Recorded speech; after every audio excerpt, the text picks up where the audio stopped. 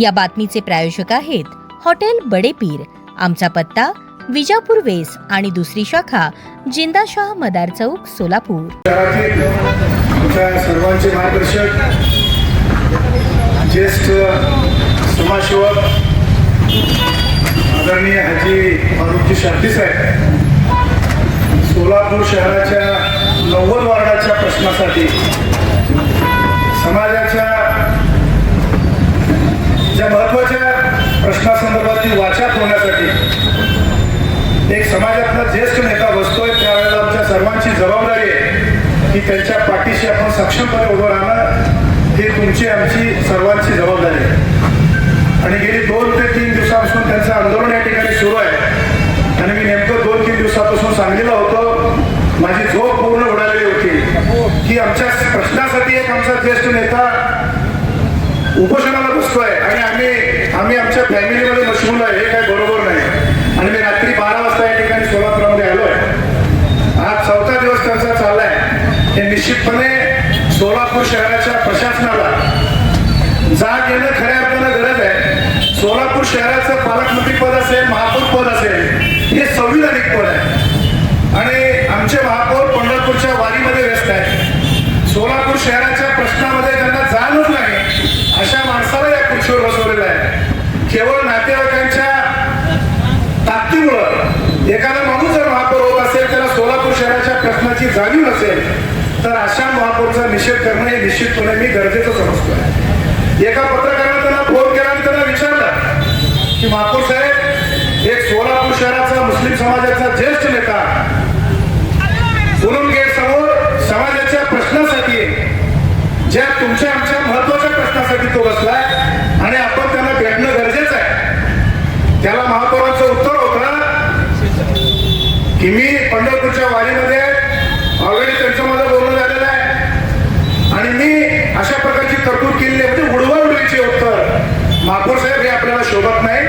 आपण सोलापूर शहराच्या संविधानिक पदावर असणारे एक महापौर पद हे मोठं पद आहे. त्या पदाची जर आपल्याला गरिमा ठेवायची असेल, त्या पदाची जर आपल्याला इज्जत ठेवायची असेल, तर निश्चितपणे आपण कमीत कमी या व्यासपीठावर येऊन एका ज्येष्ठ नेत्याचा आदर करणं, त्यांचं ऐकून घेणं, त्या प्रश्नावर वार्ता करणं निश्चितपणे गरजेचं आहे. डॉक्टर बाबासाहेब आंबेडकरांनी या देशाला 395 कलम आणि 10 परिशिष्ट दिल्या. ज्याच्यावर महापालिका चालते, ज्याच्यावर देशाचं सदन चालतंय, ज्याच्यावर महाराष्ट्राचं सदन चालतंय. जर तुम्ही दुजाभाव करणार असाल, 65,000 मतं घेऊन एक माणूस सोलापूर शहरामध्ये जरी इतिहास केला, अशा माणसाच्या प्रश्नाकडे जर आपण जाणून बुजून बदल देणार असाल, तर आगामी काळामध्ये तुमची जागा आम्ही दाखवल्याशिवाय गप्प बसणार नाही. आणि त्याच्यासाठी वाटेल ती किंमत आम्हाला मोजावी लागेल फारुख शाब्दी साहेबसाठी, तर ती आम्ही पूर्ण करण्यासाठी तयार आहे. मात्र आपल्याला कुठल्याही परिस्थितीमध्ये कमीत कमी आज 5 वाजेपर्यंत आपण या ठिकाणी याल अशा प्रकारची इच्छा व्यक्त करतोय की एक माणूस समाजाच्या प्रश्नासाठी बसलाय.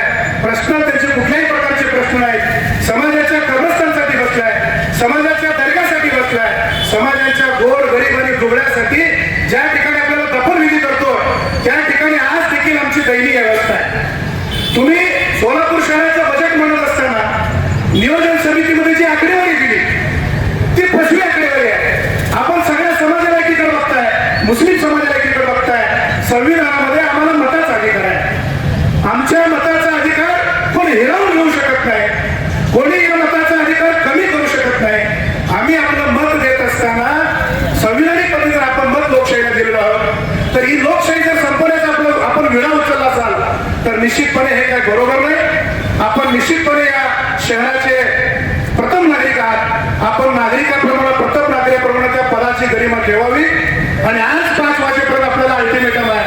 अन्यथा माझं शिष्टमंडळ उद्या सकाळी 12 वाजेपर्यंत आपल्या महापौराच्या दालनाला बांगड्या तयार घेऊन आम्ही येणार आहोत. निश्चितपणे कुठलीही कारवाई जर आपल्याला करायची असेल, तर नूरदिन मुल्ला समाजसेवक म्हणून समाजासाठी क्रांती तयार होता.